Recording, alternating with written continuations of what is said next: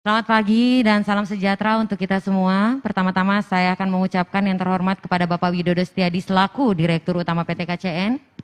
Yang terhormat kepada abang saya nih, Abang Azas Tigor Nainggolan yang hari ini akan bertindak sebagai moderator. Dan yang terhormat kepada semua tamu yang hadir di hari ini dan juga kepada para awak media yang menyempatkan hadir di antara kita semua. Pertama-tama kemarin kita panjatkan puji dan syukur karena kita semua ada di sini dalam keadaan sehat walafiat, dalam keadaan bahagia dan berada di lokasi yang cukup baik sehingga kita semua mendapatkan lindungan dari Allah Subhanahu wa taala. Dan saya juga memberikan informasi bahwa hari ini acara preskon hari ini akan ditayangkan secara live, itu di live streaming di YouTube PT Karya Cipta Nusantara atau KCN. Dan seperti kita ketahui, kita sama-sama berkumpul di sini atas undangan dari PT KCN bahwa KCN ini merupakan perusahaan kolaborasi antara BUMN, PT Kawasan Berikat Nusantara Persero, dan juga pihak swasta yaitu PT Karya Teknik Utama. Dan PT KCN ini juga merupakan salah satu persero operator pelabuhan di kawasan Marunda di tempat kita sama-sama berada saat ini. Nah, kita berkumpul karena ada isu yang berkembang bahwa ternyata katanya debu batubara yang mencuat ini yang membawa nama PT KCN dan ini sebelum isu ini melebar dan mencuat, ternyata PT KCN pada tahun 2019 yang lalu ya Pak telah melakukan kerjasama dengan IPB, Institut Pertanian Bogor, yang mewujudkan pelabuhan dengan tema Green Port. Kita lihat sama-sama di sana itu adalah penghijauan yang menggunakan mangrove yang dilakukan oleh PT KCN dalam rangka mewujudkan bagaimana sih yang namanya pelabuhan hijau itu dan ramah lingkungan. Nah, kita berkumpul hari ini untuk sama-sama mendengarkan fakta yang telah dikumpulkan oleh PT KCN bahwa beberapa fakta yang harus disampaikan sehingga pemberitaan yang beredar pun menjadi berimbang dan adanya keseimbangan data sehingga masalah ini dan isu ini bisa mendapatkan perhatian yang positif bagi masyarakat dan juga pemerintah. Perkenalkan, nama saya Sinta Samsul Arif. Hari ini saya berada di sini untuk memandu acara press conference hari ini dan juga saya di sini juga bertindak sebagai pemandu acara di mana acara ini akan disampaikan terkait dengan isu investigasi yang selama ini beredar, namun acara ini akan dipandu oleh moderator yang luar biasa. Ini abang saya, Abang Azas Tigor Nainggolan, dan juga akan bertindak sebagai tuan rumah, Bapak Direktur Utama PT KCN, Bapak Widodo Setiadi. Dan langsung saja kita menguak fakta terkait dengan hasil investigasi debu batubara di Marunda. Kami persilakan Abang Azas dan Bapak Widodo Setiadi untuk mengambil tempat di atas podium.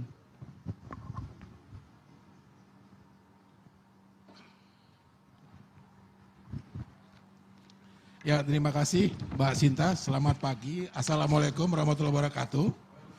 Salam sejahtera dan salam sehat selalu buat kita semuanya. Terima kasih atas kehadiran teman-teman media dalam undangan dari PT KCN, dalam hal ini diundang oleh Bapak Widodo selaku dirut dari PT KCN, pelabuhan PT KCN, seperti disampaikan oleh Mbak Sinta tadi. Kita akan press conference atau akan coba menyampaikan dari PT KCN bagaimana sebenarnya PT KCN yang sudah melakukan investigasi atas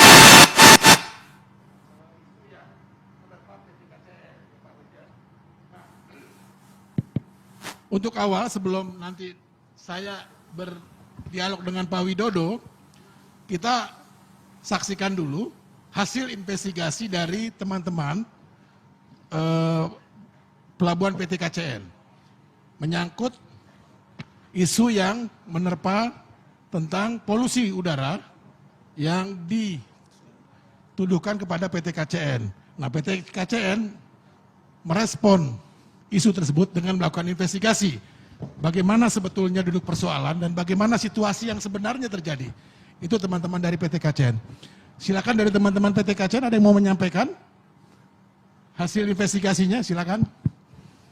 Baik, Siapa yang mau kami bawakan? Pak Erik, tolong disampaikan dulu latar belakang kita dulu, ya, sisi pelabuhan.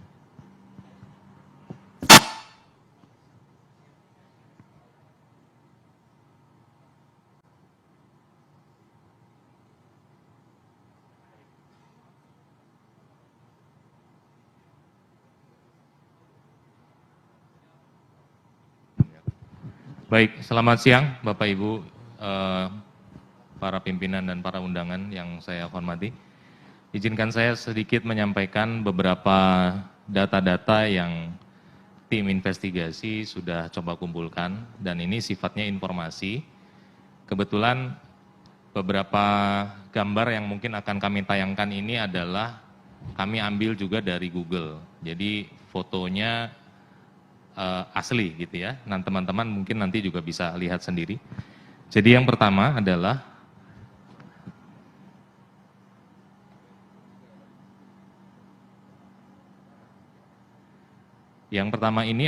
ini mencoba menggambarkan di mana lokasi pelabuhan KCN berada ya. Seperti yang saya tampilkan di layar, kalau teman-teman bisa lihat, saya beri lingkaran warna kuning ya, KCN ada di situ, dan memang jika memang kita lihat secara keseluruhan di Marunda ini, di area Marunda bukan hanya satu pelabuhan, yaitu bukan hanya KCN, tapi ada beberapa juga yang lain.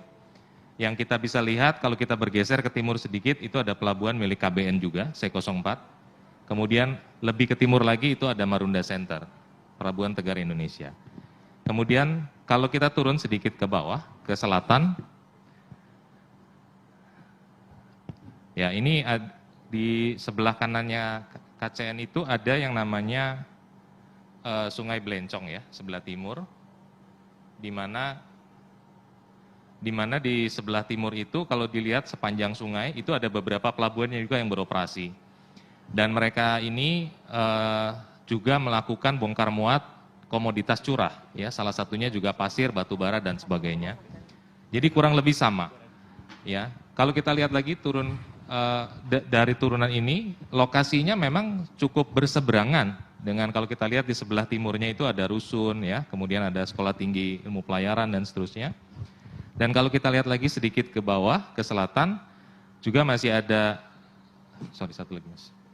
juga masih ada stockpile ya, dan ini kebetulan pasir juga ini bersebelahan langsung dengan pemukiman ya, dan juga ini STIP sebelumnya. Dan selain pelabuhan, sebetulnya ada kegiatan lain juga di Marunda, yaitu adanya penumpukan-penumpukan ya, berupa pasir, dan juga ada kegiatan manufaktur. Ya. Nah ini juga kami menduga punya sedikit banyak unsur-unsur yang bisa berkontribusi terhadap debu.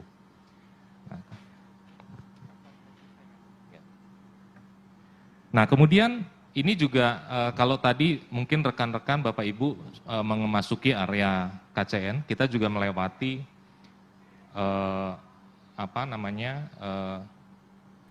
jalan yang di depan itu ya, masih di kondisinya rusak, masih diperbaiki, dan ini memang kalau kita lihat jalan ini adalah jalan yang digunakan bersama, bukan hanya KCN. Ya ini digunakan juga oleh para pelaku usaha yang ada di sepanjang Sungai Blencong. Dan ini jalannya kalau dilewati, ya tadi teman-teman mungkin bisa lihat juga Bapak Ibu, cukup berdebu. Nah kemudian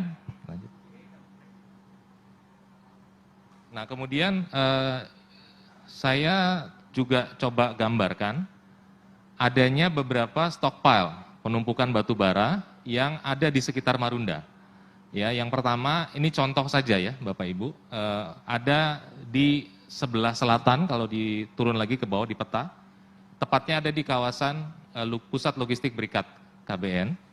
Ya ini di namanya stockpile NSC katanya ya di Google Earth. Dan ini juga lokasinya sangat berdekatan sekali dengan pemukiman. Ya, di situ ada Rusun Nagrak ya, sebagai contoh.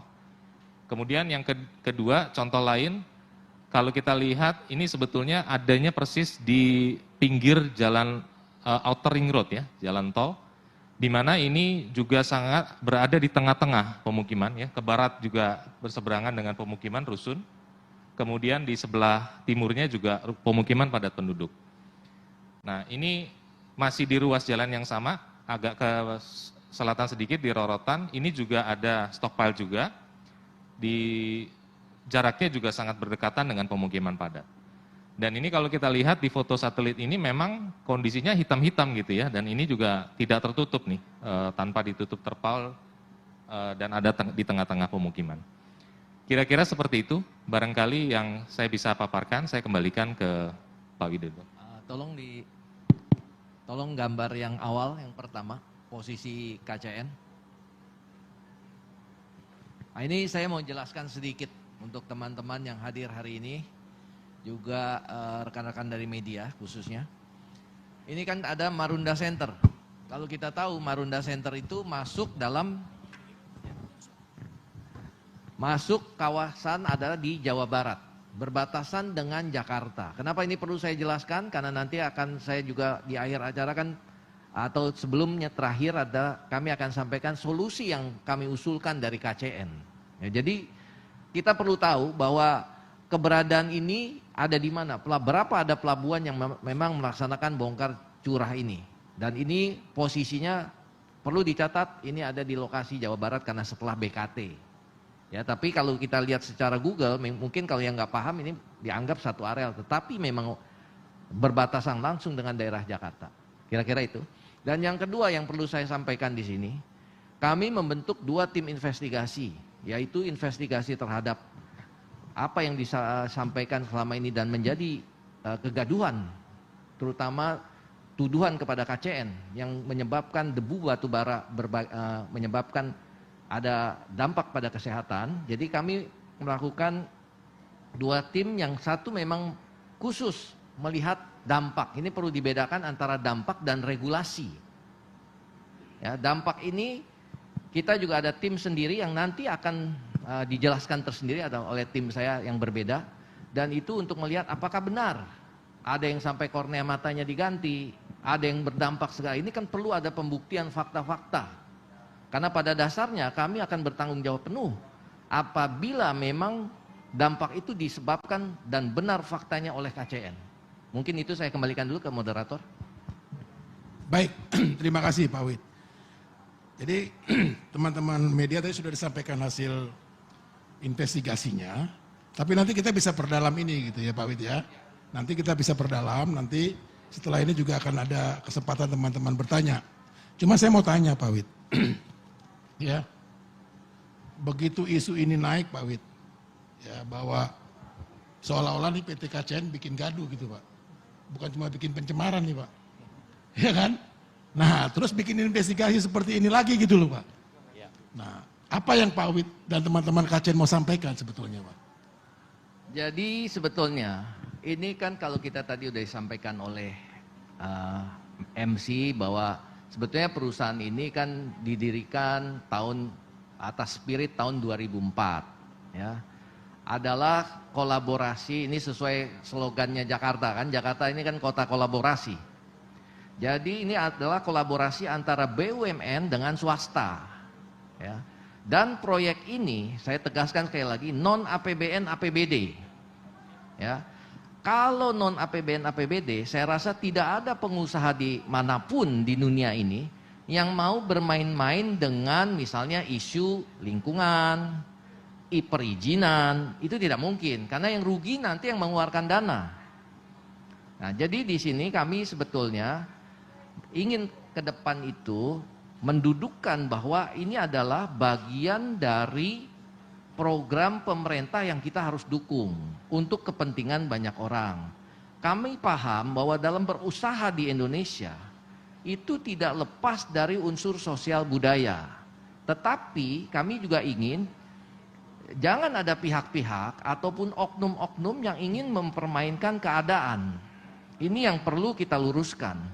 Dan yang kedua, perlu disampaikan, saat ini kita masih masa pandemi, mudah-mudahan bisa menjadi endemi, seperti Pak Menkes sampaikan, perlu kerjasama semua stakeholder, bukan hanya KCN.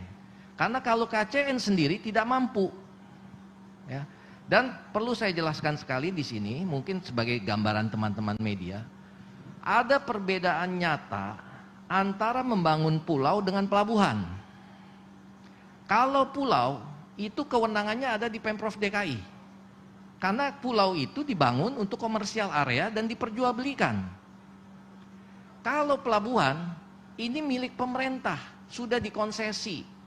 Kami swasta hanya sebagai operator, tidak bisa diperjualbelikan. Lalu kita tidak bisa juga seenaknya, misalnya saya hari ini mau bikin pelabuhan kontainer, nggak bisa, harus izin dari regulator pusat. Di kita ini, di Jakarta kan ada 2 regulator, Kementerian mewakili pemerintah pusat, Pemprov DKI sebagai regulator daerah. Dua-duanya harus ditaati, dan kita sudah mentaati itu. Dan yang paling penting adalah di sini bahwa kedua ini harus sinkron dengan semua pelaku usaha. Dan tadi yang saya sampaikan, pelabuhan ini sudah dicanangkan oleh regulator pusat sebagai pelabuhan penunjang Tanjung Priuk. Pelabuhan Tanjung Priuk kita kenal adalah pelabuhan internasional, khusus full container, tidak boleh lagi ada barang curah. Ini perbedaan barang curah, kontainer saya rasa Bapak Ibu paham. Dan kalau kita mau lihat di Google, bisa dicek. Apakah pelabuhan Tanjung Priuk ini di kawasan Asia Tenggara memiliki produktivitas nomor 1? Tentu tidak. Kita dengan Pasir Gudang Malaysia, dengan Thailand, apalagi jangan dibandingkan dengan Singapura, masih terlalu jauh. Baik Nah, dengan ada pelabuhan ini seharusnya terjadi efisiensi. Di mana roda ekonomi bisa lebih cepat. Kalau dulu teman-teman misalnya masih ingat, Pak Presiden masih marah-marah masalah dwelling time, waktu bongkar muat yang terlalu lama, yang mengakibatkan harga barang-barang produk menjadi naik. Efeknya kalau naik apa? Ke end user, masyarakat. Nah, ini yang mau dipangkas. Makanya dibentuklah KCN. Nah, ini perlu saya dudukkan dulu supaya jelas sekali bahwa fungsi keberadaan KCN ini untuk apa? Ini pelabuhan umum. Ya, ini bukan pelabuhan khusus, pelabuhan umum sesuai amanat undang-undang harus konsensi. Nah, ini yang kita sebelum kita nanti masuk ke dampak, ini perlu apa yang sebetulnya target KCN, kita ingin memberi kontribusi nyata untuk warga sekitar maupun khususnya daerah DKI, khususnya lagi untuk berperan secara nasional. Itu Pak. Ya, bagian akhir tadi Pak Wid bilang ya, sudah berperan nyata pada masyarakat. Apa saja sih Pak yang sudah dilakukan oleh KCN Pak kepada masyarakat gitu loh Pak? CSR-nya atau apa dengan masyarakat? Apa Pak? Jadi ya, biar tahu juga nih masyarakat Pak, ya. Kontribusinya KCN Pak. Ya memang begini, kita fokus CSR kita ada 2, yaitu di kesehatan dan pendidikan. Kalau kesehatan, nanti tim saya bisa kasih lihat mungkin data-datanya bisa sambil ditayangkan. Kita fokusnya adalah pertama, karena waktu itu juga masa pandemi, sebelum masa pandemi kami juga pingin adalah bahwa orang-orang yang, karena selalu identik kalau kerja di pelabuhan, itu daerah kumuh, panas, kayak sekarang agak panas memang. Lalu tawon pun datang ke sini. Ya, jadi kalau kita lihat di sini, kita pingin juga kawasan yang gersang, kita pingin punya konsep go green. Ini pelabuhan yang kita pingin ke depan itu punya konsep go green, juga digital port ke depan. Nah, apa yang kita fokuskan? Tentu kita pingin tadi kesehatan dan pendidikan. Kesehatan di sini kita sebetulnya sudah berkali-kali sebelum masa pandemi pun melakukan tes kesehatan buat warga sekitar. Bahkan kita pun mungkin menjadi pionir di sini di daerah Marunda yang membeli vaksin gotong royong. Jadi kita nggak gratis dari pemerintah. Ini kontribusi juga kita beli, kita duluan, termasuk booster pada karyawan. Lalu kita banyak melakukan standar-standar prokes. Kemarin teman-teman dari Disnaker juga hadir, datang ke sini dengan kegaduhan ini juga ikut datang melakukan pengawasan. tentang mulai dari K3 juga ada dari Satpol PP mengecek satgas kita ada nggak di sini. Kita ada lakukan satgas, kita sudah ada yang tentang penanganan COVID. Nah, apa kaitannya juga dengan warga? Kami banyak memberi kontribusi kepada nanti tim saya akan menjelaskan apa aja yang sudah kepada warga sekitar. Kalau ke pendidikan, kami bekerja sama dengan STIP. Nah, cuma sayangnya di negara kita, milenial yang mau sekolah di STIP bidang maritim ini masih sangat kurang. Mungkin mereka lebih tertarik jadi moderator seperti Bang Tigor, lalu orang hukum, ada MC, karena dianggap ini lebih viral lah. Kalau maritim kan orang bilang gimana? Apa kerjanya? Kalau Bapak Ibu lihat catatan, setahun paling 400 lulusannya. Padahal maritim itu bidang yang sangat luas dan katanya nenek moyang kita kan bangsa maritim. Tapi sayangnya ini kan ya itulah yang dilema. Saya juga mungkin nanti bisa dicek, saya ada mengundang satu pihak yang kita beri beasiswa, ada anak didik kita di IPB, itu anak pintar sekali karena IP-nya 4,0, saya juga ada, nanti mungkin bisa kalau perlu diwawancara, silakan aja, apakah betul itu memang bagian dari CSR kita, ya. Nah, ini yang kita sudah lakukan, ya. Mungkin nanti Pak Erik bisa sampaikan CSR yang sedikit, mungkin dijelaskan aja Pak Erik secara singkat aja, apa aja yang sudah ke warga dan ininya ya, banyak sekali yang tentang kesehatan supaya gambar-gambarnya jelas. Pak Erik. Ya, baik. Terima kasih Pak Widodo. Jadi mungkin ini saya coba sampaikan secara sesingkat-singkatnya, secara umum, bahwa KCN memiliki beberapa komitmen seperti yang tadi Pak Widodo sampaikan. Salah satunya adalah komitmen terhadap pendidikan. Ya, pendidikan ini kebetulan kami sudah punya MOU dengan STIP dan kami menjalankan beasiswa. Dan ini akan kita lanjutkan dan akan terus kita perluas. Dan tadi seperti disampaikan di sini juga ada namanya Mbak Anissa ya. Mbak Anissa ada di sebelah sana, mungkin bisa berdiri sebentar Mbak Anissa. Ya, ini Mbak Anissa salah satu siswa didik kami yang menerima beasiswa, kebetulan sangat berprestasi, IPK-nya 4,0. Betul ya Mbak Anissa ya? Ya. Makasih Mbak Anissa, silakan duduk. Ya, nanti mungkin Bapak Ibu kalau mau berbincang dipersilakan, ada waktunya. Nah, kemudian kami juga selain bidang pendidikan, kami juga ada bidang sosial dan kesehatan. Ya, jadi selama ini kami sudah secara berkala dan ini rutin, kami juga memberikan kontribusi kami terhadap warga sekitar, ya, terutama yang ada di sekitar kami. Ya, ini contoh adalah kegiatan pembagian santunan ini kepada warga duafa dan yatim. Ini kebetulan juga ada di RT 1, 2, 3, di RW 7, ya, Kelurahan Marunda. Dan ini salah satu foto-foto dokumentasi yang berhasil kami kumpulkan, yang ini yang kami bagikan. Kemudian selain dari sisi itu, lebih luas lagi kami juga banyak sekali berkontribusi terhadap ini dampak sosial ya. Ini adalah peduli berbagi dengan warakawuri dan purnawirawan di Komplek TNI Polri Jakarta Utara.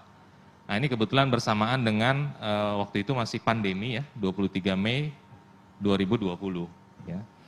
Kemudian juga kami ini baru-baru saja, ini terakhir nih 6 Maret kemarin kami juga membagi 1000 paket sembako. Ini kami bagikan kepada warga di Rumah Pitung waktu itu, ya. Dan ini juga dihadiri oleh beberapa elemen, termasuk dari Pak KSOP Marunda dan juga dari Ketua PMI dan ada beberapa elemen lain. Kemudian kami juga ini membagikan masker. Ini kebetulan juga masih dalam masa pandemi kemarin, ini juga kami bagikan di Rumah Pitung. Dan ini foto-fotonya kami bagikan juga, ini kebetulan untuk kami bawa langsung ke Rusun Marunda. Jadi ini juga kami alokasikan juga untuk RW 10 dan RW 11 waktu itu. Dan ini juga kami waktu itu didampingi juga oleh pihak KSOP dan juga dari bapak-bapak rekan kami dari Polsek yang juga turut mendukung acara. Kemudian ini juga ada beberapa contoh lagi ya, secara ini kami juga turut berkontribusi terhadap jika memang ada bencana-bencana. Ya, ini salah satunya adalah tsunami di Palu dan juga pada saat tsunami di Selat Sunda. Nah, kemudian ini adalah beberapa komitmen KCN ya terhadap K3 ya. Jadi kami juga sebagai campaign, kami komitmen untuk mensukseskan ini. Kami sudah melakukan himbauan-himbauan dan kami juga memasang beberapa atribut. Kemudian kami juga sudah memiliki, kemarin kebetulan tadi Pak Widodo sudah menceritakan, dari Disnaker juga memberikan pembinaan dan pemeriksaan, ini alat-alat yang memang kami sudah siapkan. Ya, jika memang diperlukan dalam kondisi emergensi untuk menjamin kelangsungan keselamatan pekerja yang ada di kawasan KCN. Kemudian terhadap COVID-19 ini juga cukup banyak sekali ya. Kita mulai dari ini adalah program Peduli Lindungi yang dicanangkan dari Kementerian Kesehatan. Kami melakukan pembatasan juga jumlah karyawan secara piket dan juga melakukan scan ya QR code. Nah, kemudian ada gugus tugas yang juga kami bentuk dan beberapa kegiatannya kurang lebih yang bisa kami sampaikan. Ada campaign yang kami juga lakukan di sekitar kantor. Kita sediakan tempat cuci tangan, bahkan awal-awal kami punya ruang bilas ya. Jadi orang masuk itu masuk satu ruang chamber untuk sterilisasi. Kemudian kami juga sediakan hand sanitizer, kurang lebih ada sekitar 20 titik ya di sekeliling kantor kami agar menjamin higienis seluruhnya. Kemudian juga kami melakukan vaksinasi, ini gotong royong ya, 1 dan 2 dan juga booster. Ya, cuma booster ini kan belum seluruhnya karena menunggu undangan dari aplikasi Peduli Lindungi. Dan ini kami bahkan membentuk tim gugus tugas yang melakukan screening, karena kalau belum vaksin, karyawan kami nggak bisa masuk kantor. Jadi memang kami mendukung sekali program pemerintah dalam hal COVID-19. Nah, ini adalah sebagai salah satu wujud juga, kami juga melakukan perhatian terhadap internal, ya program-program internal, bahwa karyawan kami juga kami bagikan vitamin dan juga suplemen-suplemen yang bisa membantu menjaga stamina dan kesehatan. Kemudian juga kami melakukan swab test rutin, ya seminggu sekali tiap hari Senin, dan intensinya dapat kami percepat, persering jika memang kondisi pandemi angkanya sangat meningkat gitu ya. Kami bisa lakukan itu dengan kondisi situasional. Kemudian kami juga melakukan proses sterilisasi lokasi kerja, dan ini bekerja sama dengan Kementerian Kesehatan, Kantor Kesehatan Pelabuhan, Ya, ini setiap 1 minggu sekali seluruh area kantor kita spray desinfektan. Kemudian juga selain internal, kami juga punya banyak sekali kontribusi secara eksternal, ya, mulai dari kerjasama dengan Kementerian Perhubungan untuk kampanye pencegahan virus corona. Dari awal pandemi sampai hari ini masih kami komitmen lakukan, dan kami juga ini kebetulan dalam rangka waktu itu 100 hari mengenang kepergian almarhum Didi Kempot, kami juga melakukan pembagian masker. Ya, dan ini juga alat-alat kebersihan, ya kami juga kontribusikan untuk warga-warga yang ada di sekitar kami di Kelurahan Marunda. Kemudian kami juga memberikan penyuluhan, ya ini bekerja sama juga dengan pihak kepolisian dan KSOP kepada seluruh tenan-tenan instansi yang ada di sekitar kami dan juga kepada warga sekitar. Ya, kami juga bagikan juga warga Marunda multivitamin, sanitizer, susu dan berbagai macam lainnya.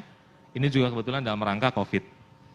Ya, dan ini juga ada baju hazmat yang kami juga sampaikan kepada RSUD Koja waktu itu untuk mendukung penanganan COVID di awal-awal. Ya, selain itu juga kami bekerja sama dengan Rumah Sakit Umum Daerah Cilincing, ya juga sama kurang lebih peralatan APD bagi para tenaga kesehatan. Dan kami juga mendukung tim task force COVID-19. Waktu itu kami support Polres Metro Bekasi Kota ya dengan kendaraan operasional. Kira-kira seperti itu Pak Widodo. Terima kasih, saya kembalikan. Ya, baik. Terima kasih Pak Erik. Pak Wid, kita kembali ke isu utama Pak, ya masalah tudingan KCN mencemari udara. Posisi pelabuhan ini kan berarti memang ditentukan oleh pemerintah ya Pak Wid ya? Betul. Ya, bukan dipilih oleh Pak Wid kan? Ya, betul. Baik. Nah kalau diambil jarak Pak dari sini ke Rusun Marunda itu gitu loh, tarik garis lurus berapa Pak? Kalau berdasarkan dari, kita bisa lihat juga di Google Earth dan juga kalau ini kan lokasinya berseberangan dibatasin oleh Sungai Blencong. Ya, Sungai Blencong. Jadi itu kan kurang lebih sekitar 5 kilo lah. 5 kilo Ya. Pak ya. Tapi kan di situ yang tadi kita tadi kita lihat sama-sama. Ini kalau kita lihat KCN ini kan ada di sini. Ini yang tadi pintu masuk, yang Pak Erik masukkan ini kawasan KBN. Nah kalau di sampingnya, ini kan inilah yang saya bilang Sungai Blencong. Ya, ini kan ada rusunawanya sebelah sini. Ya, Itu 5 kilo ya Pak ya? kurang lebih lah 5 kilo. Nah di sekitar pelabuhan KCN ini, pelabuhan yang sejenis operasionalnya, apa sih Pak? Ada berapa Pak? Ada banyak. Jadi kalau tadi kita sampaikan yang Tadi disampaikan juga ya, ya Pak? disampaikan di awal. Ada berapa, Pak? Itu Coba kan ada ditunjuk, Pak. 8 lah ya. Itu kan termasuk yang ada di kawasan berbatasan dengan Jakarta, yaitu Marunda Center. Ya, jadi di sini kalau di bawah ini banyak yang tadi udah disampaikan oleh tim saya. Ya, ada sekitar 8 lah. Ada 8. Iya. Nah beberapa hari lalu kan Dinas Lingkungan Hidup DKI Jakarta menyatakan yang berpotensi itu bukan cuma KCN, Betul. tapi ada yang lain. Ya. Menurut Bapak bagaimana Pak tanggapannya? Ya, Senang atau takut Pak? Kalau kami sebagai pelaku usaha tidak boleh takut, Pak. Karena apapun ini dinamika ini harus kita hadapi dan mencari solusi ke depan. Karena perlu yang tadi saya sampaikan di sini, usaha pelabuhan ini untuk mendukung perekonomian kita.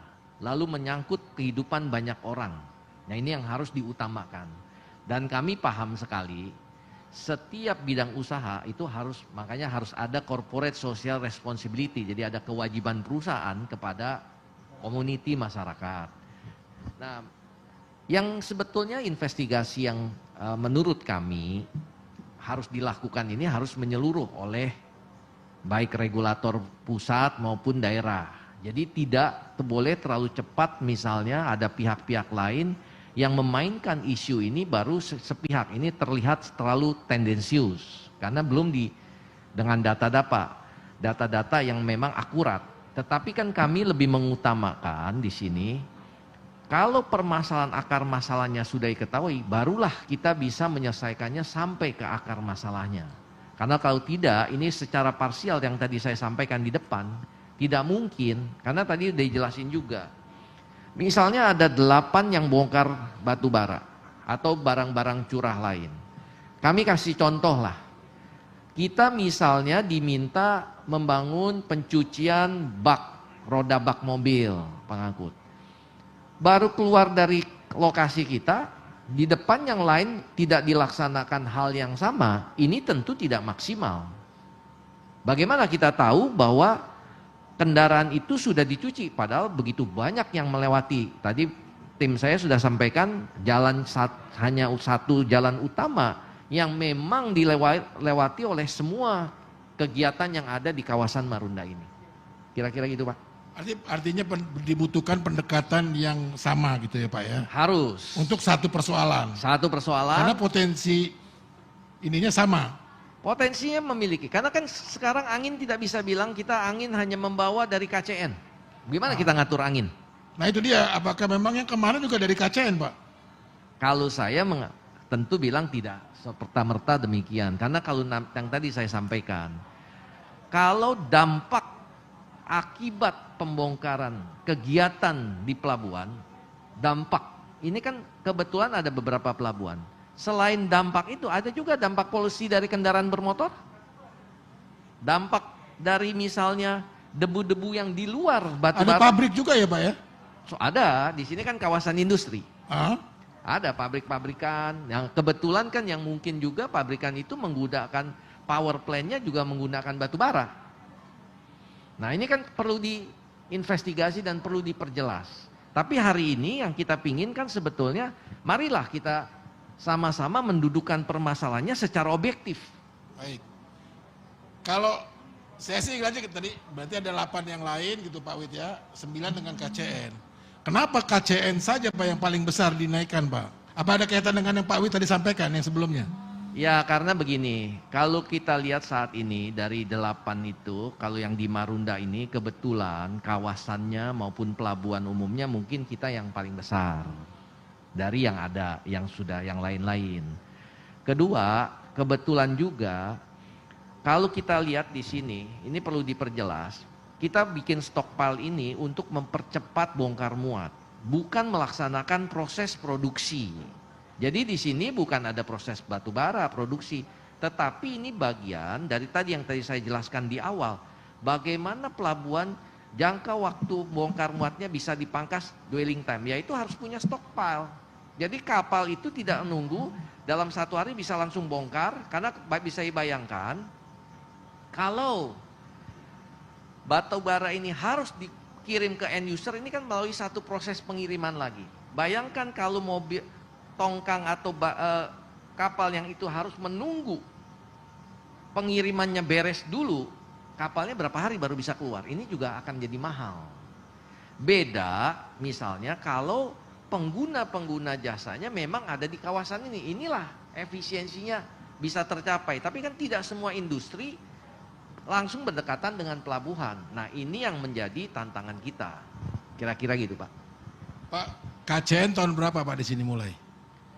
Kita ini kalau dimulai dicanangkannya ini kan 2004. Kita mulai beroperasi itu Juli 2012. Juli 2012. Ya. Rusun Marunda tahun berapa Pak? Yang setahu saya 2013. Artinya lebih dulu KCN ya? Betul. Kalau kita hitung dari proses pembangunannya jauh, kita dari 2004. Dan sebetulnya ini juga satu tantangan buat regulator. Mungkin teman-teman media tahu, kalau kita misalnya di Pelumpang, objek vital Pertamina, mungkin ada yang kenal Tanah Merah. Nah Ya. Tanah Merah itu kalau Jalur kita lihat hijau. 20 tahun lalu, itu kosong. Itu adalah steril area. Sekarang kalau ke situ, ramai sekali. Udah jadi kampung ya Pak? Nah, jadi kampung. Nah, ini juga sering terjadi, itulah karena pertumbuhan penduduk, perubahan tata ruang, yang dulunya pelabuhan itu idealnya ada steril area, sekarang sudah tidak ada. Nah, tapi yang tadi saya bilang, ini kita bukan menyalahkan regulator, tetapi inilah yang harus dihadapi. Kenapa? Tadi saya sampaikan, baik regulator pusat, daerah, pelaku usaha, masyarakat, ini harus bergandengan tangan untuk menyelesaikan apa yang memang menjadi hambatan di lapangan. Ini menyangkut suasana kerja tadi internal yang sudah Pak Wid sampaikan. Ada berapa Pak karyawan di sini Pak? Pekerjanya PT KCN. Kalau KCN sendiri karyawan nggak terlalu banyak, itu kita kira kurang lebih dari hampir 100 lah ya. Tetapi yang multi effect player di bawahnya itu yang banyak. Ada berapa Pak? Itu Yang berada di sini. Yang kalau yang ada di sini yang berkegiatan itu kan bisa di atas ribuan lah Pak. Karena misalnya contoh, mobil aja kalau satu bongkar kapal itu kan bisa 250 mobil. Kalau satu mobil ada supir, ada kenek, sudah kali 2. Lalu yang kalau bongkar misalnya 8 sudah berapa? Belum yang TKBM dan lain-lain lah dia kebersihan. Jadi itu yang tadi saya sampaikan, kan efek multipliernya itu sangat besar. Nah ini yang harus kita jaga bersama, karena kalau enggak ini akan menjadi dilema semua pihak. Apalagi kalau misalnya ada yang mengusulkan ini ditutup, bagaimana ditutup? Tapi ini bukan pembelaannya Pak Wid ya? Ya, Bukan ya? Ini faktual ya? faktual. Ini kan tadi makanya judulnya kan hasil investigasi. Enggak, juga saya mau tanya Pak. Selama ini ada nggak sih Pak, ya tenan Bapak, pekerja Bapak gini KCN, atau tetangga Bapak sehat kan ada kantor Syah Bandar di sebelah gitu ya. Ada nggak teman dari Syah Bandar ngeluh gitu? Kalau Akibat sampai ini kerjanya kalau KCN sampai gitu, hari Pak. ini kita belum ada yang menyampaikan apalagi dampaknya terhadap kesehatan ya secara resmi ke kami ya. Kalau sekarang ini kan sama juga seperti vaksin ya. Ada orang-orang yang divaksin sampai misalnya sakit sampai ini menyalahkan vaksinnya. Iya. Padahal badannya memang sudah ada komorbid ya dan kebetulan tidak punya data medis. Nah, Kan tapi kalau menurut saya, dari karyawan saya yang ada yang sudah kerja 10 tahun atau bahkan lebih, ya belum sampai hari ini ya syukurnya belum ada yang ganti kornea mata juga. Oh gitu, baik. Ya. Ya kan? Nah sekarang saya juga bingung sih Pak ya, nanti nentuin itu yang sakit karena debunya KCN atau debu yang lain gitu kan. KCN mau nggak bantu membuktikan itu Pak? Itu yang sedang kita lakukan. Tentu kita harus, tadi yang saya bentuk tim investigasi itu untuk mencari kebenaran. Kalau memang buktinya KCN dan bisa dibuktikan, tim kesehatan, tentu kita bertanggung jawab. Ini sudah tanggung jawab yang tadi saya bilang. Tanggung jawab itu tidak hanya tanggung jawab pencegahan, tetapi juga kalau memang bisa dibuktikan ada dampaknya, itu harus kita selesaikan Ya, supaya tidak menyeluruh. Undang-undang lingkungan hidup Pak. Iya. Siapa yang melakukan pencemaran dia punya tanggung jawab mutlak gitu. Siapa ya? Siap, sangat siap. Baik. Itu artinya memang harus dibuktikan gitu. Iya, betul. Nah, Harus tujuan dibuktikan. itu yang tadi saya sampaikan, kami inginnya ada objektivitas. Kami ingin bagaimana solusi ini betul-betul bisa menyeluruh untuk ke depan. Kita kan harus belajar dari pengalaman. Yang kurang baik kita harus baikkan. Yang Ya. sudah bagus ya kita tingkatkan, kita pertahankan. Tadi Bapak Wid 2 kali menyebutkan solusi yang terbaik secara menyeluruh. Ya. Karena kan di sini bersama gitu ya. Jadi nggak bisa main tuding satu orang yang salah gitu kan. Sehingga memang ini karena keberadaannya kan bersama. Betul. Ini proyek pemerintah semua. Ya. Dan pemerintah yang mengatur. Ya. Siapa di sini, KCN di mana gitu kan. Ya. Begitu kan Pak ya Betul. aturannya ya. Nah, sekarang apa usulan Pak Wid gitu loh. Solusi terbaiknya apa? Apakah semua lakukan apa? Karena rekomendasinya Dinas Lingkungan Hidup kan katanya bikin tembok gitu kan Pak Ya, ya. ya. Nah, itu gimana? Bisa memang Pak ngalangin angin Pak? Ya, jadi saya perlu tegaskan di sini. Kenapa kita membentuk tim investigasi sambil mencari solusi yang ke depan? Karena kami menduga memang ada oknum yang ingin bermain di sini. Nah, itu nanti kita akan ungkap lah. Ya, saya juga sudah minta Satgas Mafia Pelabuhan untuk turun menyelidiki. Ya, saya juga sudah bekerja sama tadi sesuai dengan kolaborasi sesuai moto Jakarta. Jakarta adalah kota kolaborasi. Tentu kita ingin mengamankan aset ini untuk kepentingan banyak orang. Nah, kalau dari tadi solusi sebetulnya tidak sulit. Kalau memang KCN yang diminta bertanggung jawab penuh sebagai pilot project ataupun untuk daerah Marunda, kami siap dengan syarat begini. Kami juga bisa mengusulkan kepada regulator daerah, kan ini banyak lokasi-lokasi yang melakukan penumpukan. Tadi tim saya sudah memberi masukan stockpile tentang barang-barang curah. Bahkan kalau kita luar di sini di Jalan Rawa Bebek pun ada stockpile saya nggak tahu, ada pasir banyak segala macam. Lalu ada batu bara, ada kaulin segala macam. Ini mungkin bisa menjadi solusi bagi Pemprov untuk ditampung semua di KCN. Ya. Dengan ditampung di KCN, tentu pengawasan termasuk penanganan jauh lebih mudah dibanding begitu banyak tempat. Nah, kami bukan pingin serakah, tetapi kami pingin memberi solusi bahwa pelaku usaha lain pun tetap harus hidup supaya komunitas ini berjalan, dunia usaha berjalan. Kan dunia usaha itu harus berkelanjutan jangka panjang, tidak boleh jangka pendek. Dan kita tidak boleh misalnya hanya memikirkan diri sendiri, bersama. Ini seluruh stakeholder harus jalan. Nah, kalau sudah demikian, apapun yang misalnya dari regulasi tetapkan, misalnya kita harus bangun tembok tingginya 4 meter, ya nggak masalah. Kalau tidak, saya bangun tembok di sini, tempat lain tidak, anginnya kan tidak juga bisa memilih. Ya, kecuali ada yang bisa menjamin bahwa kalau saya udah pasang tembok, anginnya tidak ada, tidak bawa debu. Nah, itu lain lagi. Mungkin kita mesti panggil pawang angin. Seperti di Mandalika kan ada pawang hujan. Ya, jadi, tapi poin saya adalah solusi ini kita harus duduk bersama, baik pemerintah pusat, pemerintah daerah, pelaku usaha dan masyarakat, supaya dampak ke masyarakat itu tidak ada. Karena masyarakat kan tetap perlu lapangan pekerjaan dan lain-lain. Itu solusi yang mungkin, bahkan saya mungkin begini, kalau ini bisa dilaksanakan, kan beban jalan juga berkurang. Bayangkan ini barang-barang yang datang ini kan semua lewat laut. Kalau bisa di pool, ya, tentu ini bisa ditambahkan lagi. Misalnya bidang usaha batching plan, Bapak mungkin tahu kan batching plan yang untuk kalau di kota-kota kan kalau mau bangun itu kan harus ada ready mix-nya. Oh, ya. Ya, itu kan ada batu, pasir bara, debu. Itu kalau di pool di sini seperti di luar negeri, itu menghemat banyak. Tidak perlu di dalam kota, termasuk polusi dan segala macam, termasuk kendaraannya, itu semua bisa diintegrasikan. Diawasi satu ya. Iya, itu aja mungkin. Tapi ini sudah Bapak usulkan belum Pak? Kami sudah menyampaikan secara lisan kepada kemarin waktu di wali kota, kita juga hadir. Nah mungkin nanti setelah investigasi kami menyeluruh, kami akan bersurat secara resmi lah. Ya, kepada semua stakeholder. Dan terakhir minggu lalu juga sebetulnya sudah diadakan meeting melalui Zoom oleh Kementerian Perhubungan sebagai landlord dari ini, sebagai pemilik pelabuhan ini dan sebagai regulator, bersama juga dengan Pemprov terkait karena ada pencemaran dan segala macam. Jadi memang harus dilakukannya secara terpadu, tidak bisa parsial. Itu Pak.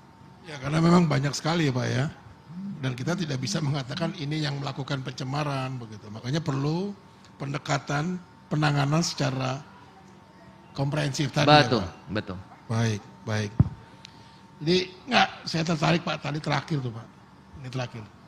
Bapak katanya mau apa tadi Satgas Pelabuhan. Kenapa Pak? Apa hubungannya Pak? Jadi gini, karena saya menduga ini kan begitu kencangnya berita-berita ini di saat beberapa waktu ini, ya.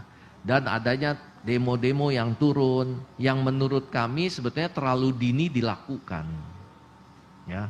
Terlalu dini kenapa? Fakta-fakta yang kami kumpulkan tadi, bagaimana? Ada banyak badan usaha lain yang melakukan hal yang sama. Kenapa hanya kami?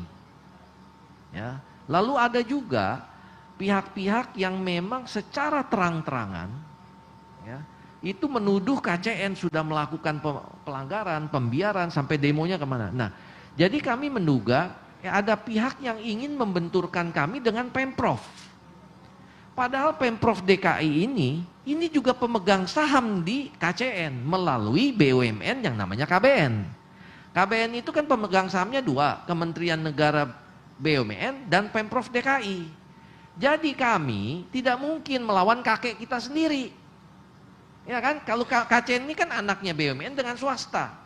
Regulator itu kan kakeknya kita kalau hierarkinya. Jadi nggak mungkin. Nah, kami melihat ada oknum yang memang ingin sekali membenturkan kami dengan Pemprov. Makanya ada gerakan-gerakan yang meminta untuk kepada pemerintah daerah untuk menutup, untuk segera mencabut izin AMDAL-nya. Padahal yang tadi saya sampaikan loh, AMDAL-nya semua kan sudah beres dan tidak mungkin dilakukan konsesi kalau ada perizinan yang belum tuntas. Ini aturan main, bukan kami, itu aturannya regulator. Karena kalau kami sebagai swasta, kalau bisa nggak konsesi, lebih senang barang ini seumur hidup saya punya. Kalau konsesi kan milik pemerintah, kita hanya punya hak mengelola. Nah ini kenapa perlu dilaporkan agar bisa dilihat dengan data-data yang kami akan berikan bahwa memang ada pihak-pihak yang mencoba memframing ini. Nah sebetulnya kan permasalahan ini kalau dibilang terlalu sulit tidak, yang penting duduk bareng, semua pihak juga sepakat untuk sama-sama mengatasi ini, baru bisa jalan, tidak boleh parsial. Karena dampak ini ya semuanya kan ada sebab akibat, ada proses lah. Itu Pak kira-kira. Pak oknum tadi Pak, yang memframing, membenturkan KCN dengan regulator, terutama dengan Pemprov, apa keuntungan dia Pak? Menurut ininya Bapak? Investigasi Bapak. Itu mungkin mesti ada sesi tersendiri lah ya. Oh, saya gitu. saya karena saya bukan aparat hukum, nanti saya dicatat semua ini menurut Widodo, wah begini kacau ini. Nanti saya kena undang-undang ITE. Tapi memang ntar. ada kondisi tadi ya, memframing KCN. Oh udah pasti, ini. karena benang merahnya sudah ada, itu nanti mungkin kita akan lihat lah. Ini proses ini pun investigasi terhadap tadi yang kornea, ada dampak kesehatan, ada tim saya nanti juga mungkin pada wawancara yang nanti ada sesi ini kan bisa dijelaskan oleh tim saya secara khusus bukti-buktinya seperti apa, ya.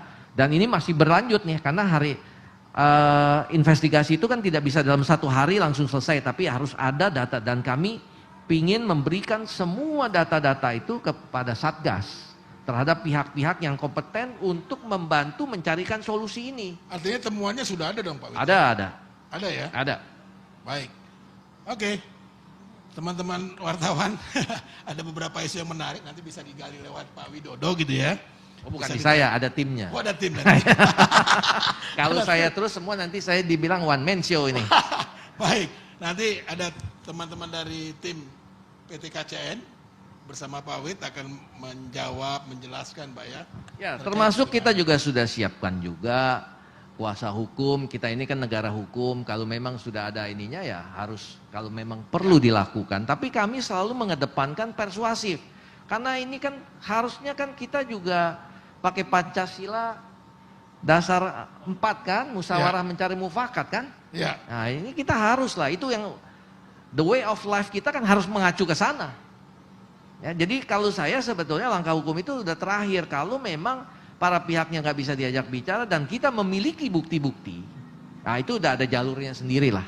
Hari ini kita mau cerita tentang bagaimana solusi ke depannya. Solusi apa bersamanya yang ya, Pak, ya? Itu yang lebih penting menurut kami agar Baik. semua kehidupan bermasyarakat, roda perekonomian itu tetap bisa jalan.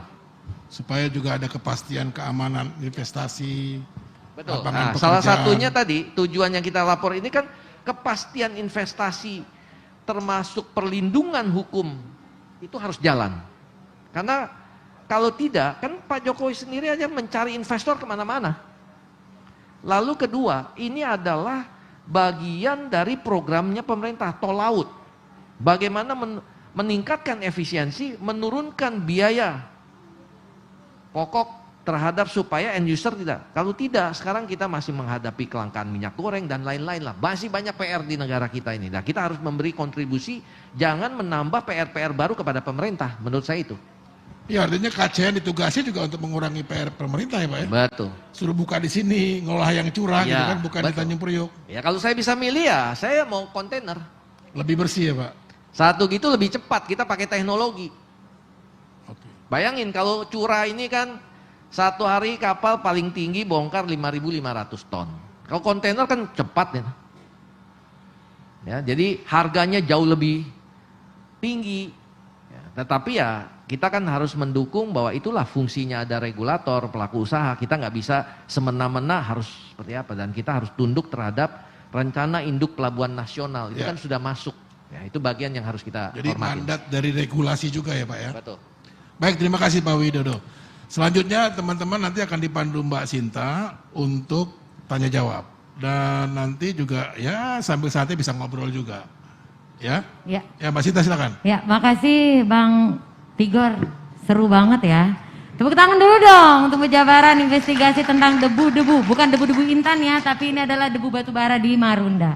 Nah, ini saya akan mengundang beberapa wartawan atau awak media yang hadir di sini untuk melakukan sesi tanya jawab. Namun jika ada di antara kalian yang ingin melakukan one on one interview, bisa langsung melakukan registrasi sebelum terlebih dahulu sebelum melakukan wawancara one on one itu.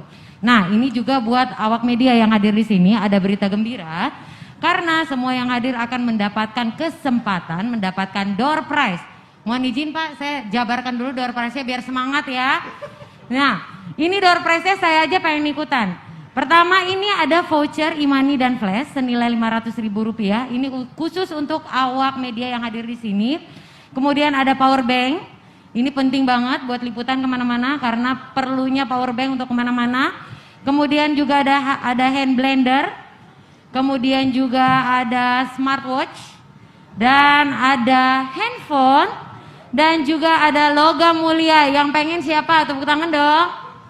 Oh nggak ada yang pengen, saya deh yang tepuk tangan gimana? Baik, untuk awal kita akan buka sesi tanya jawab bagi para awak media yang ingin bertanya langsung, bisa langsung dijawab oleh Pak Wid atau staf atau tim dari PT KCN yang akan menjawabnya. Boleh angkat tangannya yang mau bertanya? Sudah Kayaknya. sangat jelas ceritanya, nggak ada yang tanya. Nggak ada yang nanya nih, Nah, saya sudah nanya jelas. gimana? Oke, silakan. Perkenalkan diri dari mana, namanya siapa, Mungkin nomor telepon siapa tahu jomblo gitu ya. Silakan. Mic-nya. Saya Damar dari cnnindonesia.com. Ini mau tanya soal progres. Ini kan maksudnya Pemprov DKI kan juga sudah memberikan sanksi ini Pak yang harus dilakukan oleh PT KCN ini. Nah ini progres pengerjaan sanksi dari PT KCN ini sendiri sejauh mana Pak? Ini kan ada yang ada yang 32 item itu apa saja yang sudah dikerjakan dan seperti apa itunya Pak? Terima kasih. Jadi mengenai sanksi administratif, tadi seperti saya jelaskan di awal, kita harus memisahkan antara dampak dan regulasi. Sebetulnya kalau nggak ada dampak pun, kalau namanya regulasi ya tetap harus berjalan. Itu kewajiban. Itu kalau kita memiliki AMDAL, itu kan memang ada kewajiban-kewajiban yang harus dipenuhi oleh pemilik atau memiliki AMDAL tersebut. Seperti kita ketahui tadi yang saya sampaikan, di tempat kita pun atau di negara kita pun ini terjadi banyaknya perubahan-perubahan yang bisa dalam peraturan ya, baik khususnya di AMDAL. Nah, terkait sanksi itu sebetulnya kita sudah menunjuk atau yang memang mendampingi kami yaitu konsultan lingkungan hidup, dan kita juga sudah bersurat bahwa ada hal-hal yang kita masih pertanyakan dari 32 hal tersebut. Karena kita juga ingin jelas terutama terkait dasar maupun yang tadi saya sampaikan. Ada hal misalnya contoh, pencucian bak itu kita bikin sebentar aja kok. Tapi apakah manfaatnya akan berjalan kalau tempat lain tidak dilakukan? Lalu pembangunan tembok 4 meter, mudah sekali itu bikin. Hanya waktu yang ini. Tetapi apakah yang lain juga demikian?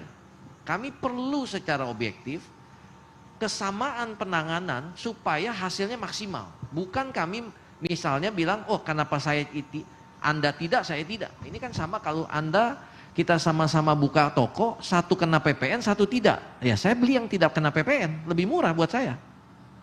Nah, penanganan ini kita sudah lakukan dan kita akan dilakukan secara berkala laporannya.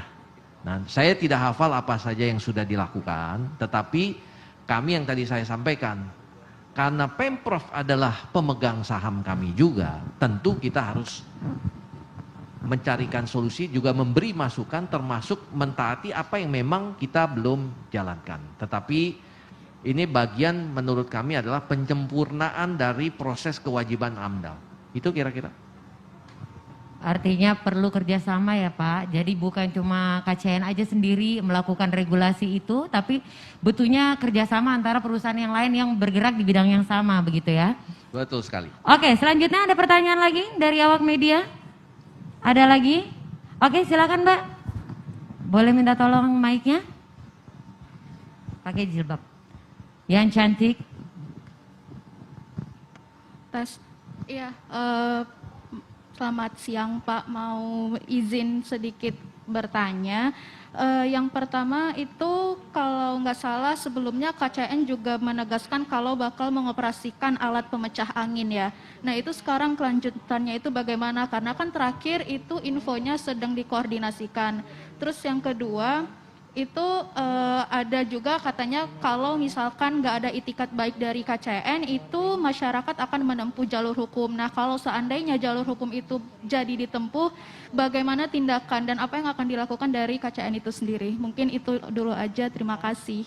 Ya. Terima kasih. Jadi kalau masalah pemecah angin itu kita sedang mau laksanakan uji cobanya karena ini mungkin menjadi barang baru. Kenapa kita sebut pemecah angin? Karena sebetulnya tidak ada satu alat pun yang bisa menangkap debu. Karena ini daerah yang begitu luas dan setiap hari ada kegiatan operasional. Nah, otomatis kita sebut pemecah angin itu supaya angin itu tidak bergerak terlalu keras ke pihak yang lain. Nah, ini juga kita akan dalam waktu dekat kita akan coba terapkan prototipe ini. Kedua, kalau terkait gugatan, tentu kami mengharapkan tidak terjadi adanya gugatan. Karena di awal saya sampaikan, kita ingin semua persuasif. Karena gimana pun keberadaan pelabuhan ini juga memerlukan tenaga-tenaga atau SDM dari masyarakat sekitar, ya, yang tentunya kita harapkan saling bisa memberi simbiose mutualisme. Artinya kami juga ingin, kita sudah mencoba menggunakan saluran-saluran ada, terutama dengan kelurahan, dengan RT, untuk mencari yang tadi saya sampaikan. Makanya yang dalam waktu dekat, kami tentunya akan mengusulkan kepada stakeholder, dalam hal ini Pemprov DKI, sebagai ujung tombak menjembatani ini semua, terkait tentang isu-isu tadi yang di masyarakat. Dan yang tadi yang penting, kami kan juga siap bertanggung jawab selama itu bisa dibuktikan secara fakta, dan ini kenapa kita tim investigasi kita lakukan ya, untuk mencari solusi yang terbaik buat semua pihak. Gitu aja. Oke, artinya juga persuasif ya diutamakan ya Pak ya. Sebelum akhirnya kita maju ke hukum, walaupun kita sangat menghargai bahwa Indonesia adalah negara hukum. Nah, ada lagi kah pertanyaan lagi? Oke, silakan. Ya, benar. Silakan, Mbak. Ya, selamat siang. Saya Lani dari Tempo.co. Saya mau nanya, melanjutkan yang dari CNN tadi soal 32 item yang harus dikerjakan. Ini kan tertuang dalam dokumen lingkungan hidup tanggal 20 September 2012. Pertanyaannya kenapa sampai sekarang belum dilakukan juga, karena sudah hampir 10 tahun berarti ya. Itu pertanyaan pertama. Lalu kedua, soal membuat tanggul setinggi 4 meter pada area stockpile. Tadi sepanjang jalan ini kan saya lihat ada beberapa stockpile juga. Itu kan belum ada tanggul yang diminta oleh DKI ini ya. Nah, kalau boleh tahu sebenarnya ada berapa titik stockpile milik KCN, dan kira-kira nanti konsep pembangunan tanggulnya itu bagaimana begitu? Ya, makasih. Jadi yang seperti saya sampaikan tadi, kalau menyangkut dokumen AMDAL, kita kan selalu secara berkala yang lakukan pelaporan. Walaupun dari awal bahkan dokumen itu mungkin sudah, kalau dari tender itu mulai dari tahun 2004, mulai ada penyempurnaan. Jadi AMDAL itu kan termasuk AMDAL kawasan KBN yang bersebelahan dengan kami, ini kan juga harus ada sinkronisasi. Karena jalan masuk ke pelabuhan ini kan hanya menggunakan jalan KBN. Kedua, kalau menyangkut tanggul, ini kita juga sudah menyiapkan desain. Ini seperti surat kami kepada Pemprov, bahwa kalau membangun tanggul dalam posisi yang besar begini, ini perlu ada desain struktur yang baik. Dan tapi sebelum itu kami juga minta, bagaimana efektivitas tanggul ini bisa berjalan kalau yang lokasi-lokasi di luar KCN tidak dilakukan penerapan yang sama. Nah, ini yang kami mencoba menyampaikan hasil-hasil investigasi kami agar menyeluruh. Karena saya bilang, kalau hanya KCN, saya yakin tidak akan dampaknya berjalan baik. Tetapi kami siap, yang tadi saya sampaikan, kalau usulan kami diterima, bahwa mungkin semua daerah yang itu bisa masuk sini kita buatkan tahu, itu menurut kami itu jauh lebih tepat sasaran dibanding bangun parsial. Karena areal yang sebegini besar, termasuk areal Marunda maupun yang di Bekasi, itu sangat sulit kalau tidak dilakukan secara komprehensif. Kira-kira itu. Baik, betul. Lagi-lagi butuh kerjasama yang baik artinya. Ada lagi tadi yang tanya, masih mau bertanya? Yang belakang dulu tadi, silakan Mas. Ya, selamat siang Pak. Saya Vendra dari MNC Pak. Ada dua pertanyaan. Yang pertama, kalau misalnya di perusahaan PT KCN sendiri atau mungkin secara menyeluruh di KBN ini Pak, terakhir inspeksi AMDAL-nya tuh kapan gitu Pak? Karena kalau dari keterangan masyarakat kan polusi debu ini udah dirasakan masyarakat sekitar 3 tahun terakhir Pak. Itu yang pertanyaan pertama. Ya, yang kedua, sebelum muncul isu ini Pak, isu tentang PT KCN ini, tadi kan Bapak menyebut ada 8 perusahaan lain yang di KBN ini. Maksudnya sebelum ada isu ini pernah nggak sih duduk bareng dengan 8 perusahaan lain untuk apa ya istilahnya memikirkan resiko atau dampak ke lingkungan masyarakat. Itu aja Pak. Terima kasih. Iya, jadi pertama saya mau menjawab yang pertanyaan Bapak yang pertama. Ya, jadi kalau inspeksi awal, ini kan selalu rutin Pak, tiap tahun. Ya. Kalau berdasarkan kemarin kita meeting di Kemenhub, misalnya uji baku mutu udara, itu terakhir dilakukan juga tahun 2021. Ya, pada bulan Desember, mohon maaf. Desember 2021. Itu nanti bisa kita serahkanlah hasil baku mutu udaranya juga jauh di bawah tingkat polusi. Dan itu kita udah pernah sampaikan, dan kemarin dari Pemprov juga minta dilakukan kembali untuk 24 jam metodenya. Nah, ini kita juga akan lakukan. Nah, tetapi kami juga mengusulkan baku mutu kan tidak hanya diukur dari sini sebagian lain, ya. Ini bukan kita minta harus kita saling menyalahkan, tetapi menurut kami solusi itu tidak mungkin dilakukan parsial.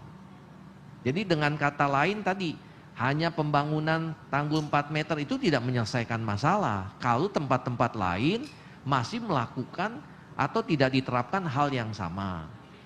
Yang kedua, kalau pertanyaan Bapak adalah apakah pernah dilakukan duduk bareng? Sebetulnya kan ada asosiasi ABUPI, asosiasi BUP pelabuhan, ya.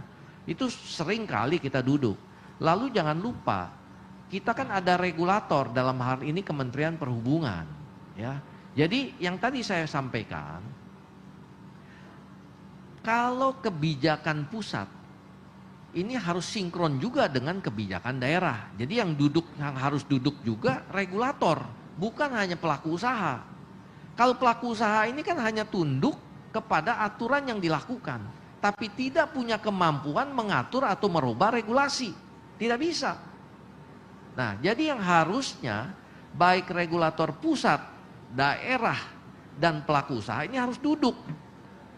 Untuk yang tadi saya sampaikan, coba bayangkan tanah merah 20 tahun lalu steril area, sekarang ini. Nah, ini kan perlu ada penanganan khusus.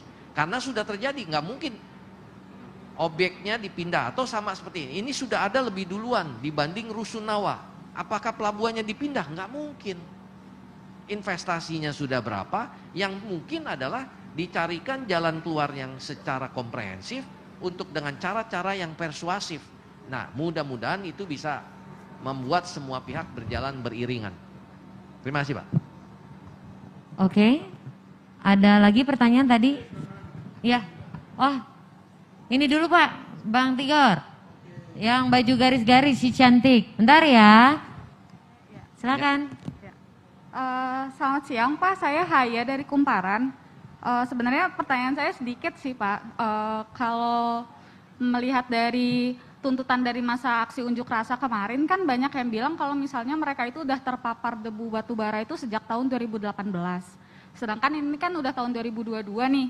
Dari KCN sendiri atau mungkin dari perusahaan-perusahaan lain yang ada di Marunda ini pernah nggak mendapatkan laporan juga langsung dari masyarakat sebelum tahun ini?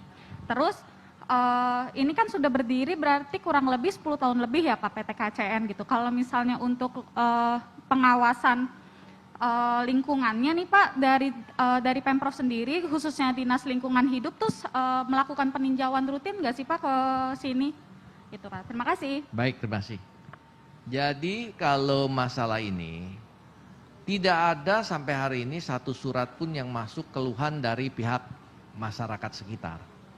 Ya, kami memang sudah beroperasi seperti Ibu tadi sampaikan 10 tahun karena dari 2012. Tapi kalau keberadaan pembangunan apa ini kan semua sebetulnya kita kan dicanangkannya sejak 2004, gitu ya. Jadi memang tidak ada sampai hari ini yang langsung kepada kami menulis surat ini ada dampak ini semua. Ya, saya nggak tahu kalau ke perusahaan-perusahaan sekitar, ya. Tapi kedua adalah bahwa kalau tadi pertanyaan rutin nggak, sangat rutin, karena kita ada pelaporan berkala terhadap kewajiban yang tadi saya bilang. Kita memiliki AMDAL, kita harus ada kewajiban berkala untuk pelaporannya. Nah, permasalahannya mungkin yang ada adalah tadi, apakah yang tadi yang masyarakat tahun 2018 itu mengeluhkannya kemana? Nah, ini yang mungkin tadi saya sampaikan. Harusnya kita ada forum yang tersendiri ya, regulator dengan pelaku usaha. Kira-kira itu. Oke, gimana? Abang udah menunjuk satu orang, silakan. Baik, terima kasih. Saya Evan dari Harian Kompas. Pertanyaan saya bersifat umum aja Pak. Soal aktivitas bongkar muat batu bara di sini ini tuh setiap hari atau seperti apa Pak? Terus jumlah batu bara yang dibongkar setiap kali ada aktivitas itu berapa banyak? Sama truk untuk angkut dan muat itu berapa banyak Pak? Terima kasih. Baik, ini nanti saya kasih kesempatan juga supaya dialog ini lebih interaktif. Saya bawa direktur pemasaran saya. Dia mungkin juga nanti bisa jelaskan sedikit tentang mungkin dari tenan ini tanggapannya terhadap ini seperti apa. Karena kami ini yang tadi saya bilang, ini kan batu baranya bukan kami punya. Kami hanya menyediakan jasa maupun sarananya, kami hanya operator pelabuhan. Tapi pengguna-pengguna jasanya ini begitu banyak beragam, dari mulai perusahaan go public, perusahaan-perusahaan besar. Ya. Nah ini mungkin bisa dijawab, saya nanti akan menambahkan. Silakan Pak Amir.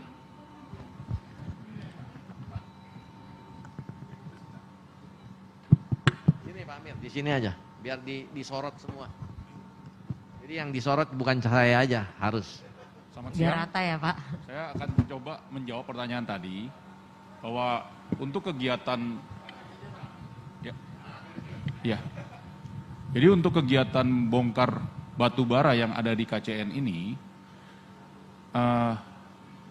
kita lakukan tergantung kedatangan kapal Pak. Karena kargo yang dibongkar di KCN ini tidak hanya batu bara.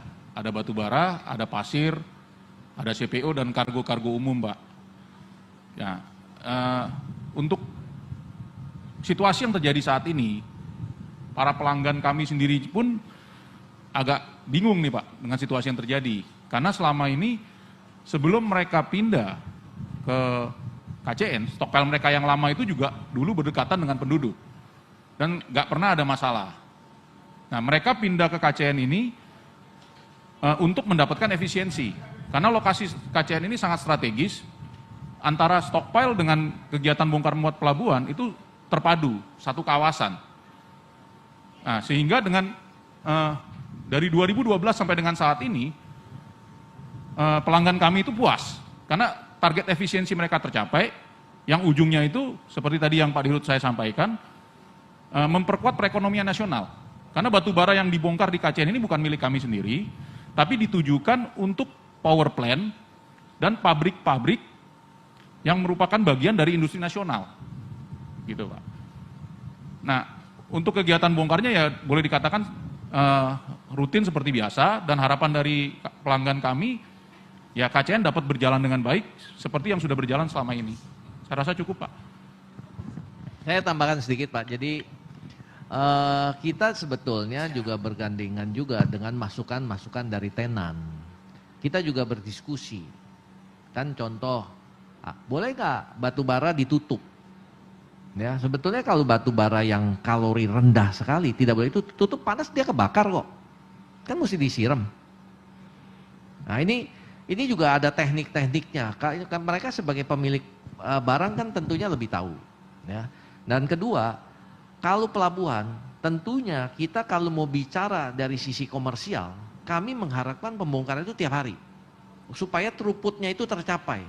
Kalau throughputnya tercapai, efisiensinya tercapai. Nah kalau tercapai, semua penggunanya senang, kita juga operator senang, negara juga dapat fee konsesi, semua pihak bisa hidup, karyawan juga. Tapi kalau tidak, ya nggak bisa. Nah saya kasih contoh, salah satu kita program kalau kita lihat di sini yang hutan bakau, ini kan kita lakukan sejak awal.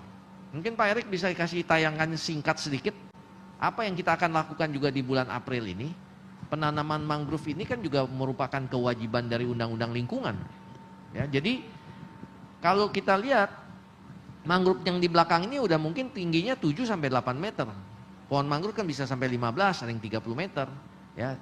Nah, ini kalau kita lihat di sini, ini kan kita sudah akan tahap 2 ini yang kita dalam April nih kata pasang ini. Ini kira-kira ada tambahan 450, kalau sampai ujung sini, sampai Cakung Drain, ini ada sekitar 1100 meter lagi yang kita akan tanam. Nah ini yang bekerja sama dengan IPB. Setelah itu kita akan masuk ke areal-areal yang di stockpile. Ini juga akan dilakukan penanaman atau penghijauan yang tadi saya bilang konsep green pot. Nah ini kira-kira itulah. Ini mungkin saya tambahkan sedikit. Ini juga masukan-masukan yang didukung oleh para tenan kita dalam rangka supaya mudah-mudahan ini bisa memberi kontribusi pengurangan polusi juga untuk konsep green potnya. Dan kita sudah beli bibit-bibitnya, nanti juga kita akan undang lah. Kalau pada waktu penanaman ini kan kita berencana mengundang stakeholder untuk melaksanakannya lah. Itu aja. Oke, kira-kira ada yang mau bertanya lagi? Silakan.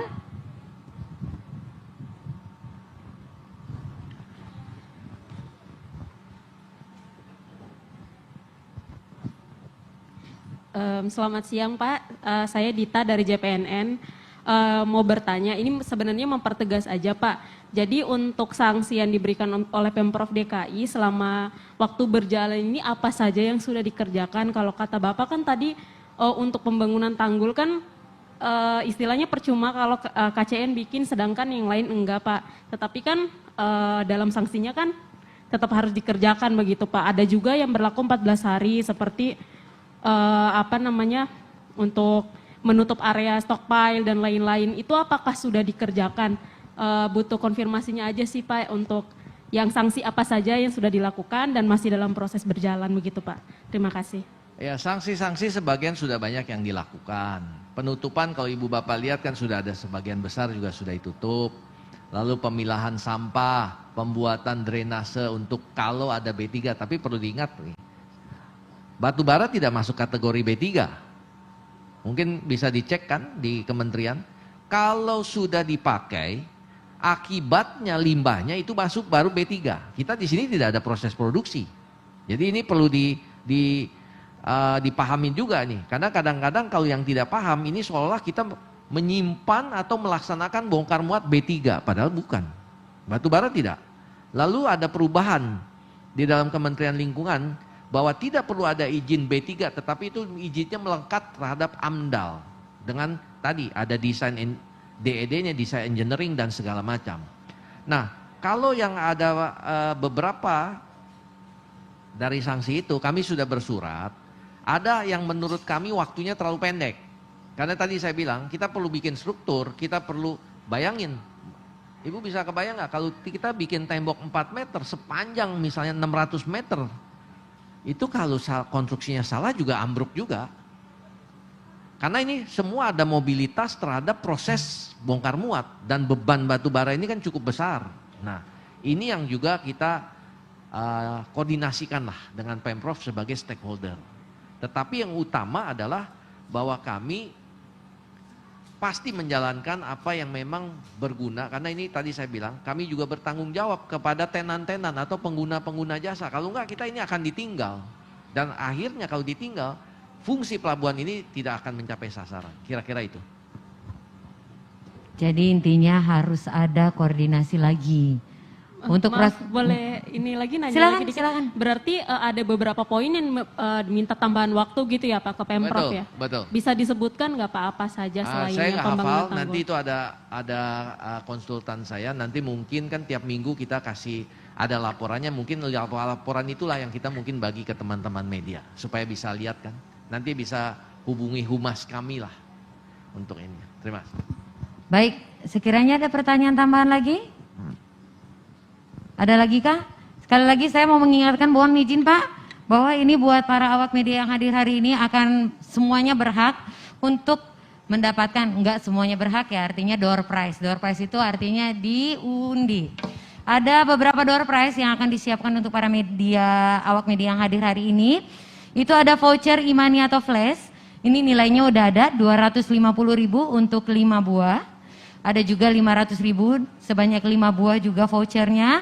Kemudian ada power bank Xiaomi 1000 mAh, itu ada 4 buah yang akan dibagikan secara diundi untuk awak media yang hadir pada hari ini.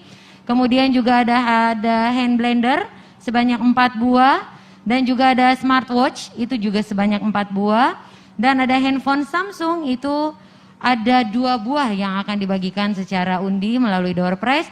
Dan terakhir ada logam mulia dengan berat 1 gram untuk 2 buah logam mulia dan 0,5 gram untuk 4 buah logam mulia. Nah, kira-kira dengan door prize seperti itu di antara kalian awak media yang hadir di sini, apakah ada pertanyaan tambahan yang akan ditujukan langsung kepada Pak Widodo? Ada lagi? Mungkin kalau nggak ada, saya ada satu ini.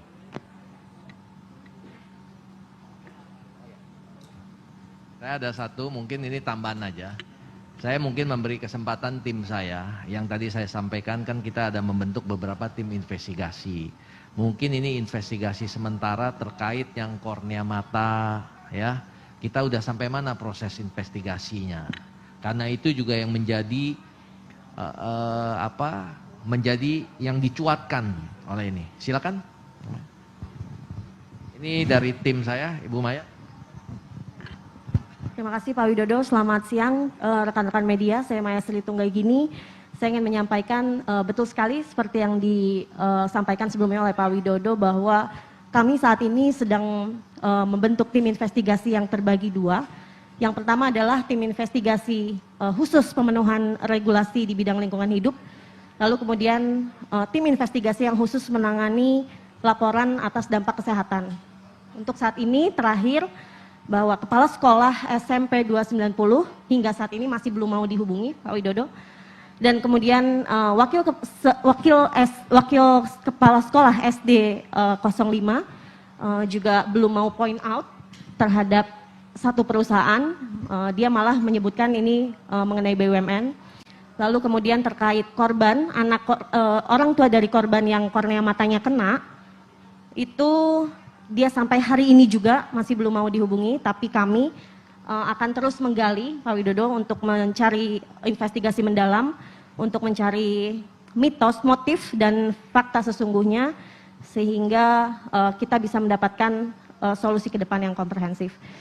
Untuk kedepannya kita akan terus melaporkan hal ini Pak, hingga seluruhnya dapat diterima secara utuh. Terima kasih. Saya tambahkan sedikit, jadi sebetulnya dari tim investigasi kita ini juga sudah melakukan dokumentasi, ya siapa aja yang diwawancara. Kita juga mengecek ke kelurahan mengenai dukcapil karyawan, data penduduk. Jadi kita pengen tahu Marunda itu berapa RT RW, yang ada mengakui katanya ini ada dampak. Ya, ini kan kejadiannya katanya 2 tahun lalu korneanya beli seharga 12 juta. Tapi saya nggak tahu belinya di mana. Lalu penyebabnya apa, itu yang kita mau cari. Karena kalau benar itu adalah buktinya di kami tentu ingin bertanggung jawab dan mencari solusi ke depan yang lebih baik. Tetapi ini masih berlanjut, nanti kita pada saatnya tadi yang tadi saya sampaikan beberapa hal, ini untuk menunjukkan keseriusan kami untuk membereskan permasalahan, mencari akar masalah yang ada agar ke depan lebih baik. Terima kasih. Baik, artinya PT KCN komitmen untuk melakukan pendekatan persuasif dulu ya Pak, untuk meluruskan semua isu yang terkait dengan yang melibatkan nama KCN dan juga memberikan fakta sehingga pemberitaan yang diberikan kepada masyarakat adalah pemberitaan yang berimbang. Baik, untuk para awak media dan hadir yang ada di sini, ini berarti mungkin adalah sesi terakhir sebelum kita makan siang ya Pak.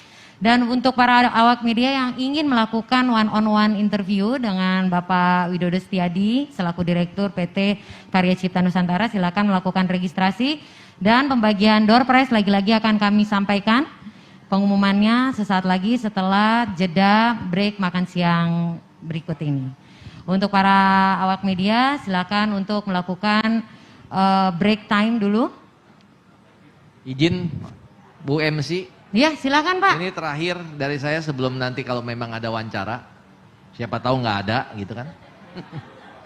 Ya, jadi pada kesempatan ini juga kan kita mau masuk bulan baik.